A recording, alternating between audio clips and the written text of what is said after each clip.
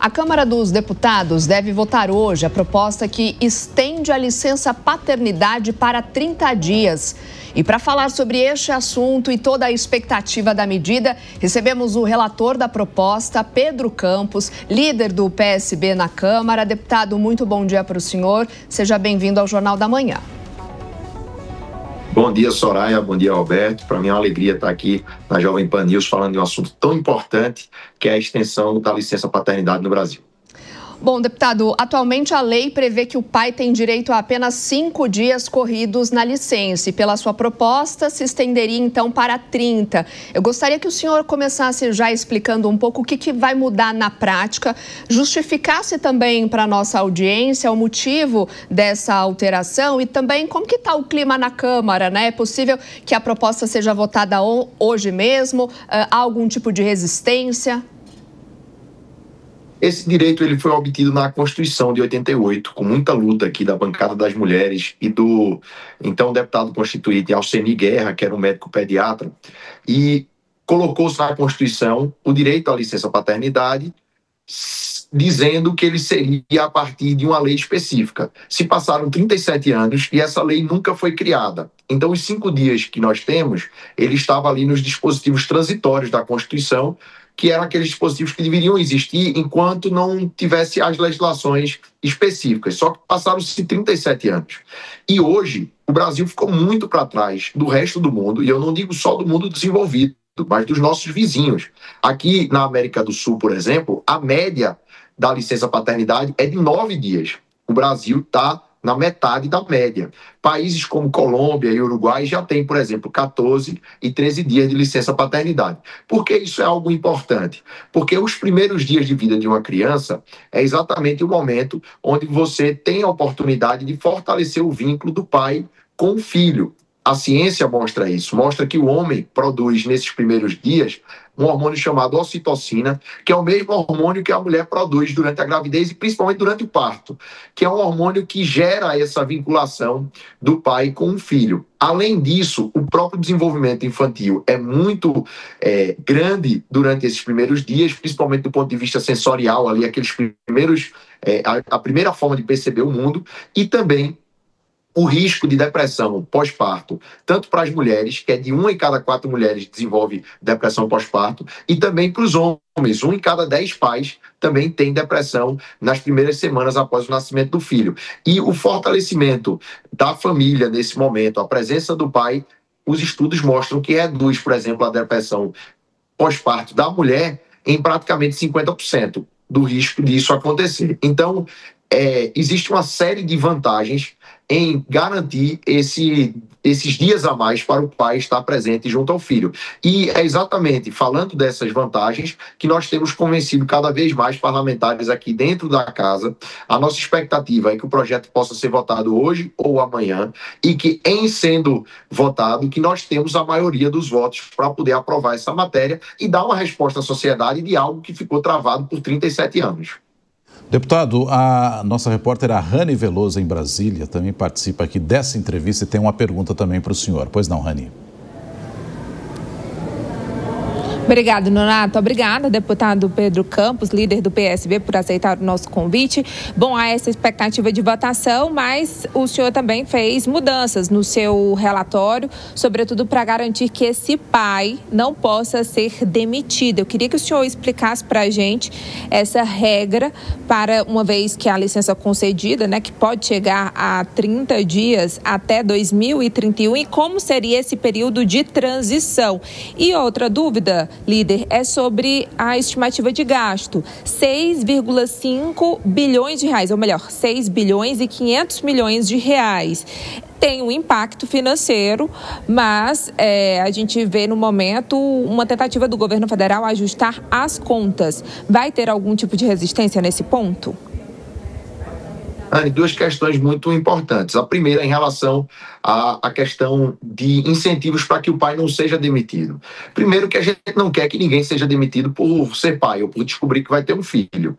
A pessoa pode terminar sendo demitida por insuficiência ali na sua entrega ou por uma reorganização da empresa, mas a gente não quer, com a ampliação da licença paternidade, criar um incentivo perverso à demissão das pessoas simplesmente porque elas vão ser pais. Então, inicialmente, nós tínhamos colocado a mesma coisa que acontece com a mulher, que é, quando ela comunica que vai ser mãe, ela não pode ser demitida. Mas houve um apelo do setor produtivo e de outros líderes aqui para que nós criássemos outro mecanismo que não a estabilidade. E com isso nós fizemos uma mudança no relatório para dizer o seguinte: a partir do momento que o pai comunica à empresa que ele vai ser pai, caso a empresa o demita sem justa causa, ela precisa pagar a indenização daquele período que não foi gozado da licença paternidade. Então, isso é um incentivo ali para que a empresa não demita a pessoa simplesmente porque ela comunicou que ia ser pai. E, além disso, para que a gente possa garantir que esses pais, eles comuniquem o quanto antes à empresa.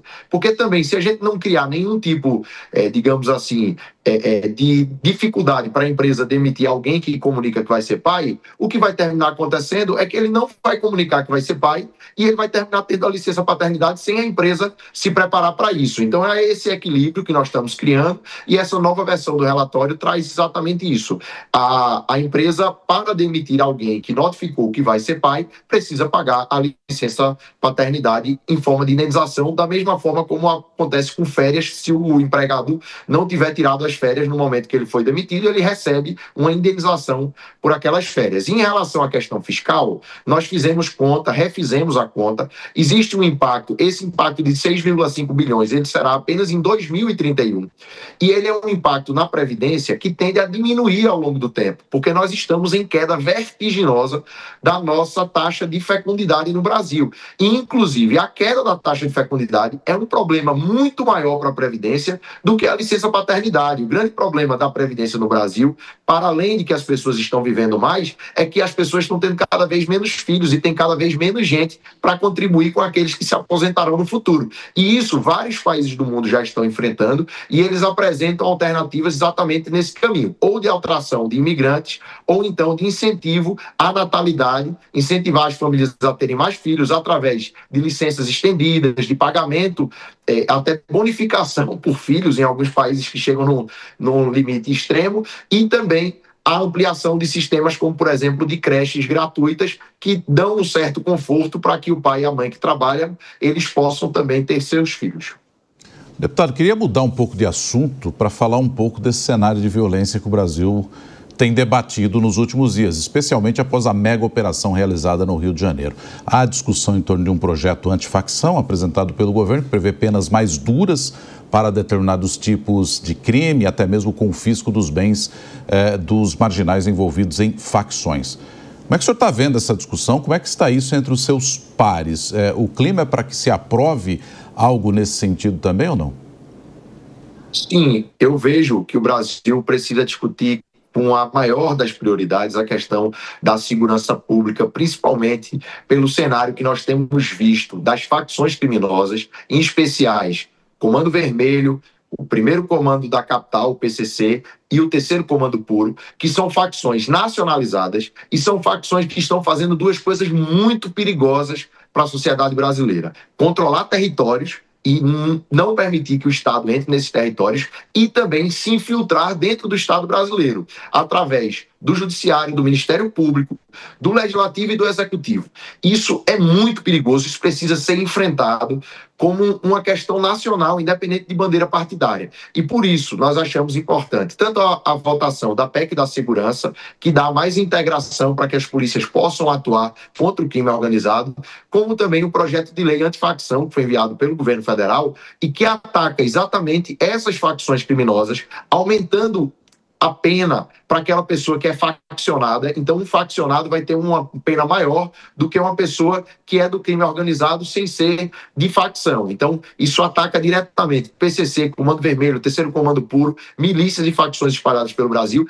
E, além disso, o projeto de lei antifacção, ele cria alguns instrumentos para impedir essa relação promiscuosa entre o Estado brasileiro e as facções criminosas. Então, impedindo empresas que têm relação com as facções de licitarem junto ao poder público, bloqueando bens de maneira mais célere e combatendo esses dois processos que são terríveis: o domínio do Estado e a infiltração das facções dentro do Estado brasileiro. Deputado Pedro Campos, líder do PSB na Câmara, muito obrigado pela entrevista aqui ao Jornal da Manhã da Jovem Pan. Um bom dia aí para o senhor. Eu que agradeço, muito obrigado. Estamos na expectativa de ampliar a licença paternidade para fortalecer as famílias e o vínculo dos pais com os filhos. Obrigado.